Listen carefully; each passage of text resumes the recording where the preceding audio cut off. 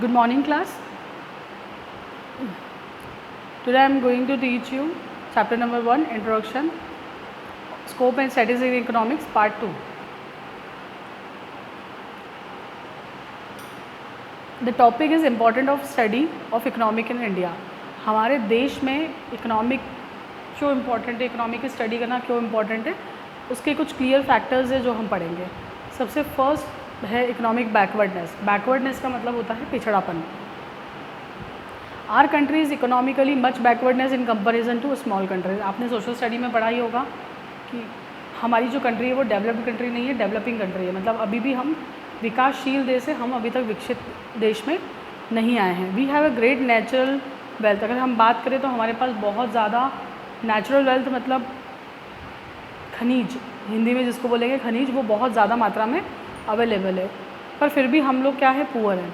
The per capita income is very low. Per capita income मतलब होता है प्रति व्यक्ति आय. एक व्यक्ति एवरेजली एक दिन में हमारी कंट्री में कितना अर्न करता है, वो अगर हम दूसरे देशों से कंपेयर करें तो आज भी वो बहुत ज़्यादा कम है. तो economic backwardness is the reason कि हमें इकोनॉमिक्स पढ़ने की बहुत ज़रूरत है. Second is social evil. Evils मतलब होता है बुराइयाँ, सामाजिक बुराइयाँ जो है. The Indian society is badly affected by many undesirable tradition. हमारे यहाँ इंडिया में बहुत सारे अनडिज़ायरेबल मतलब जो नहीं होने चाहिए वो ट्रेडिशंस हैं, like child marriage, unproductive expenses on marriage, death. अभी हमारे यहाँ पर शादी करेंगे तो बहुत खर्चा कर लेंगे. अभी तो कोरोना की वजह से नहीं हो रही है, बट जनरली शादियों में 20 लाख 25 लाख रुपए बहुत नॉर्मल खर्च होता ही होता है. The ways and means to remove this wrong tradition can be found by the study of economic. ये सारी गलत चीज़ें हम हटाएंगे अगर हम इकोनॉमिक्स पढ़ेंगे, कि हमें पता चलेगा कि हमारे देश में ऑलरेडी इकोनॉमिकली इतनी प्रॉब्लम है, तो हम इस पैसे को किसी यूज़फुल थिंग में लगाएं, अननेसेसरी एक्सपेंसेस ना करें. थर्ड है रिलीजियस सुपरस्टिशंस. हर महीने हमारे यहाँ डेफिनेटली कोई ना कोई फेस्टिवल आता है. India is a country of villages in pace of development is very low in rural area. Rural area की डेवलपमेंट की हम बात करें तो वो हो रहा है, लेकिन वो बहुत स्लो हो रहा है. आज भी जो रूढ़िवादिता, जातिवादिता, जो उनके ट्रेडिशंस है, जो उनके रूल्स है, हमारे गांव में तो ऐसा होता है, हमारी कास्ट में तो ऐसा होता है. Still these all are things are working nowadays also. Literacy gives birth to many superstitions. अनपढ़ अगर हम हैं तो सुपरस्टिशंस मतलब होता है अंधविश्वास. हम हमारी अनपढ़ता हमें बहुत सारे अंधविश्वास पे विश्वास करने पर मजबूर कर देती है. The only way out it the popularize the study of economic. अगर हम इसको हटाना चाहते हैं तो बस इकलौता तरीका ये है कि हम इकोनॉमिक्स को स्टडी करें. फिर इंफ्रास्ट्रक्चर डेवलपमेंट. इंफ्रास्ट्रक्चर डेवलपमेंट का मतलब होता है ओवरऑल डेवलपमेंट. लाइक अगर कोई कॉलोनी आपने बनाई है, कोई एरिया आपका है, कोई सिटी आपकी है, उसमें पानी की, लाइट की, रोड्स अच्छी होनी चाहिए, जितनी भी तरह की कोई मेडिकल फैसिलिटी अच्छी होनी चाहिए, एजुकेशन फैसिलिटी अच्छी होनी चाहिए. इस तरह का जो पूरा ओवरऑल डेवलपमेंट होता है उसे इंफ्रास्ट्रक्चर डेवलपमेंट बोलते हैं. The economic development of a nation depends on infrastructural facilities available there. Constructions of road की हम बात करें, रेलवे लाइंस की हम बात करें, जनरेशन ऑफ इलेक्ट्रिसिटी की हम बात करें, water supply, sources of energy, means of communication like telephone के टावर्स वगैरह भी बहुत अच्छे हैं. Education facility, schools, health, environment, man power, natural resources, these all are things are included in infrastructure development. Expansion of international market. अगर हम बात करें तो अभी मॉडर्न एज में बिज़नेस का ग्लोबलाइजेशन हो गया. ग्लोबलाइजेशन का मतलब होता है वैश्वीकरण. मतलब हम विश्व स्तर पर अब बिज़नेस कर रहे हैं. The entire world has converted into global family. In this global economy only that nation can exist among it's competitor. Definitely अगर हम अलग अलग देशों, अभी लोकल मार्केट की बात करें तो हम लोकल लेवल पे कंपटीशन कर रहे हैं. अगर हम इंटरनेशनल मार्केट की बात करेंगे तो वहाँ पर हमें अलग अलग कंट्री के मार्केट, अलग अलग कंट्री के जो बिजनेसमैन होंगे उनसे डील करके, उनसे कम्पीट करके और हमें वो करना पड़ेगा. तो इसलिए हमें ज़रूरत है कि हम इंटरनेशनल मार्केट को एक्सपांड करें. एक्सपेंशन मतलब होता है बढ़ाना. Now the next topic is difference between economic activity and non economic activity. Economic activities are those activity which are concern with the wealth. अगर हम बात करें तो इकोनॉमिक एक्टिविटी पूरी तरीके से आपको पता है वेल्थ से कनेक्टेड होती है. Non economic activities are those activity which have no concern with wealth but are perform out the emotion and pleasure. हम बिजनेस स्टडी में भी ये टॉपिक पढ़ चुके हैं. नॉन इकोनॉमिक एक्टिविटी वह एक्टिविटी होती है जिसका वेल्थ से कोई कंसर्न नहीं होता है. These activity are done for earning wealth. ये वेल्थ अर्न करने के लिए होती है. These are done for earning wealth for the other purpose, ये अदर पर्पज़ के लिए होती है। These are the valid and legal, ये लीगल और वैलिड एक्टिविटीज़ होती है। These are not always legal, sometimes it should be a illegal. Supply, they are done for fulfilling the wants of man, ये किसी भी व्यक्ति की इच्छा पूरी करने के लिए होती है। और दीज आर द सेटिस्फैक्शन, ये अपने इमोशंस और डिज़ायर को सेटिस्फैक्शन करने के लिए होती है। Normal activity, these are generally activities of average man, normal हर व्यक्ति अपने लिए, घर परिवार के लिए, अपने खुद के लिए पैसा अर्न करता है, जॉब करता है, बिजनेस करता है। नॉन इकोनॉमिक एक्टिविटी है एबनॉर्मल एक्टिविटी, आपने किसी की हेल्प कर दी, झूठ बोल दिया किसी की हेल्प करने के लिए, दोस्त को पैसे की ज़रूरत है तो हमने गैम्बल कर लिया, ब्लैक मार्केटिंग कर लिया, हमने तो फ्रेंड की भलाई के लिए किया था। इसमें आपका पर्पज़ नहीं होता है पैसा अर्न करना, उसे हम नॉन इकोनॉमिक एक्टिविटी कहते हैं। फॉर्म्स ऑफ इकोनॉमिक एक्टिविटी और ब्रांचेस ऑफ इकोनॉमिक एक्टिविटी के फॉर्म्स, सबसे फर्स्ट पॉइंट है consumption. Consumption is that central point round which all the activities revolve. The law of consumption governs that the economic laws. Under these branch we study human wants, demand, supply, law of diminishing marginal utility, law of equimarginal utility, law of consumer surplus, family budget. Like in fact consumer is the mother of all economic activity. अगर हम बात करें तो जो consumption है वो सारी activities की मदर है, क्योंकि अगर लोग कंजम्पशन नहीं करेंगे, यदि कस्टमर्स जो आपके हैं वो आपका गुड्स यूज़ नहीं करेंगे तो आप किसी भी तरह का कोई प्रॉफिट अर्न नहीं कर पाओगे, किसी भी तरह का कोई प्रोडक्शन आपके काम का नहीं है, किसी भी प्रोडक्ट की सप्लाई करना आपके नहीं के बराबर हो जाएगी, क्योंकि अगर उस प्रोडक्ट की डिमांड नहीं है, उस प्रोडक्ट को यदि कोई कंज्यूमर कंज्यूम नहीं कर रहा है तो आप उसको यूज़ नहीं कर सकते। तो consumption is the most important factor of economics. Production is the basis of economic activity. Production means creation of economic utility of value in a commodity. If consuming is extracting utility from producing means putting the utility into.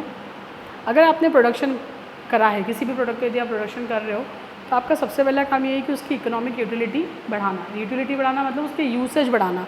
In other words, यदि आप producing commodity को किसी human wants को satisfying के लिए बनाते हैं, आपने सोप बनाया, शैम्पू बनाया, वो बहुत अच्छी क्वालिटी का है, उसके इंग्रेडिएंट्स बहुत अच्छे हैं, लोगों को यूज़ करने से फ़ायदा हो रहा है, मतलब वो जो प्रोडक्शन है उस प्रोडक्शन में क्या करा है, आपकी यूटिलिटी क्रिएट कर दी है मार्केट में कि आप लोग उसको यूज़ करेंगे।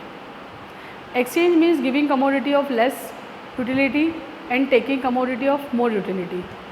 एक्सचेंज का मतलब होता है कि कम यूटिलिटी को ज़्यादा यूटिलिटी में कन्वर्ट करना।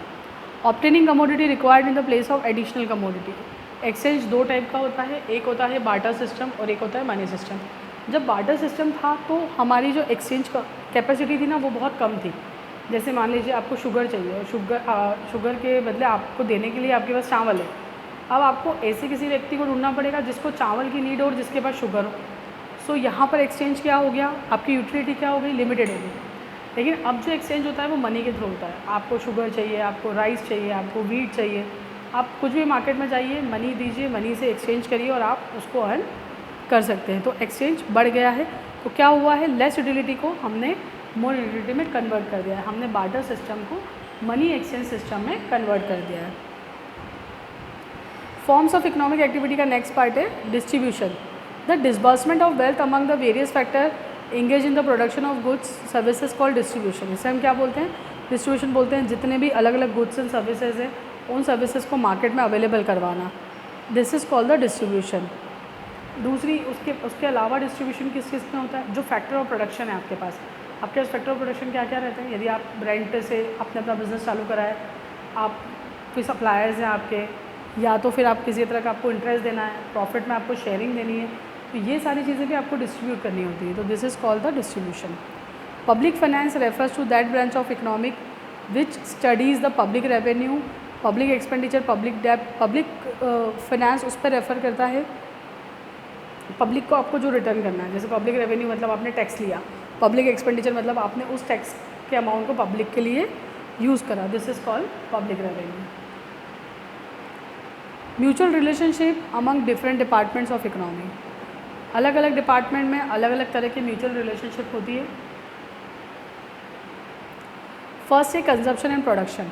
Consumption and production are two closely interrelated branches of economy. Consumption और प्रोडक्शन एक दूसरे पर इंटरडिपेंडेंट डेफिनेटली है। क्यों? Production takes place due to consumption and consumption of commodity is the possible when there is a production. अगर production होगा तो लोग कंजम्पशन करेंगे, और अगर कंजम्पशन कैपेसिटी लोगों की बढ़ेगी तो आपका बिजनेस प्रोडक्शन को बढ़ाएगा। तो साइमल्टेनियसली अगर हम बात करें तो ये एक दूसरे से इंटर रिलेटेड है। आपने प्रोडक्शन किया, सप्लाई किया, लोगों ने खरीदा मतलब कंज्यूम करा।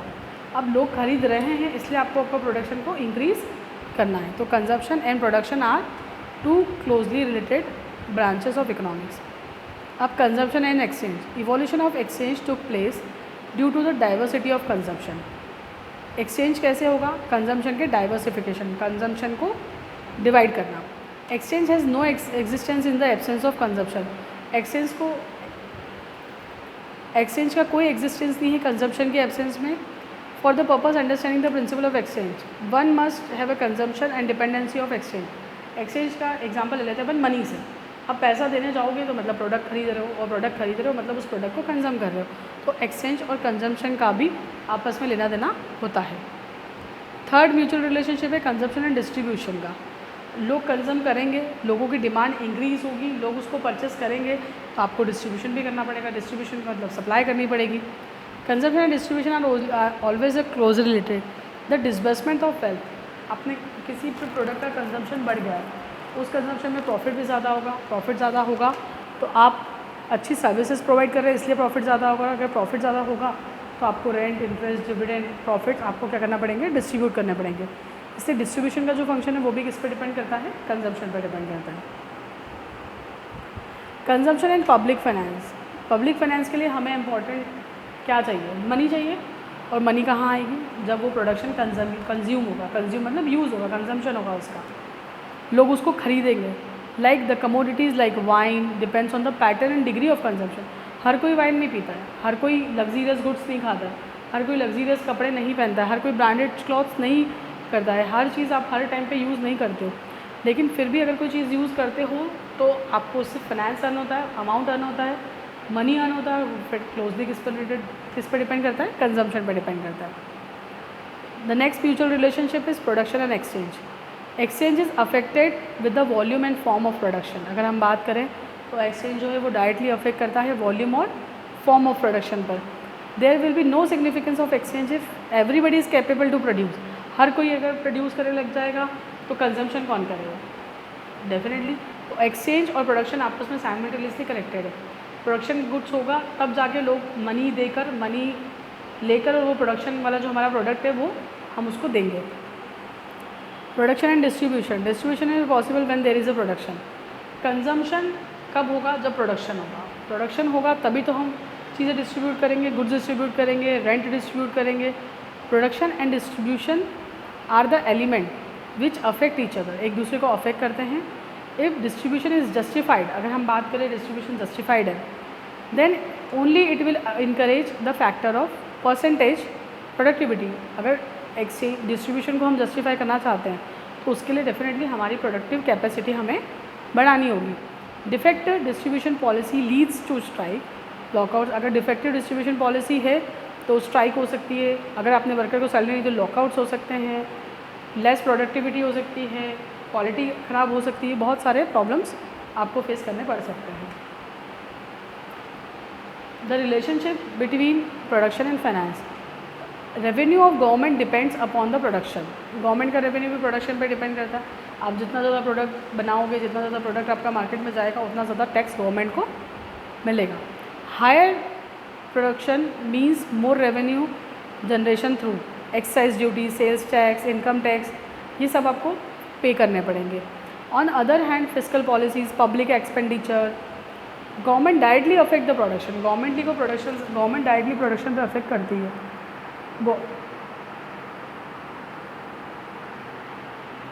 गवर्नमेंट इनकम का जो अजम्पशन है वो आपकी प्रोडक्शन कैपेसिटी पर ही लगाती है। The next point is exchange and distribution. Exchange is the basis of product distribution. The process of distribution starts after the process of exchange. Exchange खत्म, एक्सचेंज मतलब क्या हो गया? आपने मनी दी और प्रोडक्शन ले लिया। अब मनी वो कहाँ आ गई? बिजनेस में आ गई। अब बिजनेस क्या करेगा? उस पैसे को रेंट के रूप में, वेजेस के रूप में, रेम्यूनरेशन के रूप में, डिविडेंड के रूप में बांटेगा। क्या करेगा? डिस्ट्रीब्यूट करेगा। तो definitely exchange is the basis of distribution. The process of distribution start after the process of exchange done. How much wealth is to be distributed to the factor is decided after determining the exchange price of goods and services. कितना distribute करोगे आप अपने factors को. Factors मतलब land, labour, capital, these all are the factors of the business. Distribution also affect the exchange. Distribution exchange को भी affect करता है because exchange is started after distribution. अगर आप सैलरी दोगे तो ही तो वर्कर अगले महीने काम करेगा. अगर आप डिविडेंड दोगे तो ही तो शेयर होल्डर आपके उसमें कंपनी में इन्वेस्ट करेगा और अगली बार से आप नया प्रोडक्शन को स्टार्ट कर पाओगे. 9 पॉइंट है distribution and public finance. Distribution and public finance are mutually related. The tax paying capacity of the country man is affected by the system of distribution of income. किसी भी company या किसी भी government की बात करें हम या किसी भी पर्सन की हम बात करें जिसकी टैक्स पे करने की कैपेसिटी है, तो वो टैक्स पे करने की कैपेसिटी कब होगी? जब उसके पास इनकम होगी. और जो इनकम है, जो पब्लिक फाइनेंस है, वो किस पर डिपेंड करता है? डिस्ट्रीब्यूशन पे. क्योंकि आप वर्कर्स को, लोगों को, ऑर्गेनाइजर्स को, मैनेजर्स को जितनी सैलरी प्रोवाइड करोगे वो इनकम टैक्स भरते हैं और इनकम टैक्स करने से public finance, public revenue generate होता है. तो सारी चीज़ें किस पर डिपेंड हो गई? डिस्ट्रीब्यूशन पर डिपेंड हो गई. The next is economic is in science. Several economists of a view that the economic is science. They give the following arguments. It is a body of generalization, principle, theories. अगर हम science और art की बात करें तो science as a body of knowledge जिसमें systematically, technically, rules and regulation और fact पे डील की जाती है. लेकिन अगर हम आर्ट की बात करें तो art, political economy is art providing all wants. ये वांट्स, डिज़ायर आपकी यूसेज, आपकी कैपेसिटी और आपके काम पर डिपेंड करता है. Will take an example. The example is that एक एक्सपीरियंस पर्सन है और एक फ्रेशर पर्सन है जिसके पास टेक्निकल डिग्री, और एक्सपीरियंस पर्सन के पास सिर्फ एक्सपीरियंस है, कोई डिग्री नहीं है. अगर हम साइंटिफिक तरीके से बात करें तो जो काम है वो डिग्री वाले पर्सन को ज़्यादा करना चाहिए क्योंकि उसमें टेक्निकल डिग्री है, टेक्निकल एबिलिटी है, एक सिस्टमेटिक बॉडी ऑफ नॉलेज है. लेकिन अगर हम उसको उस काम को इफिशिएंटली और इफेक्टिवली करना है तो हम एक्सपीरियंस वाले पर्सन की तरफ जाएंगे क्योंकि उस काम को उसने ऑलरेडी प्रैक्टिकल बहुत सालों तक किया है, इसी चीज़ का उसको एक्सपीरियंस है.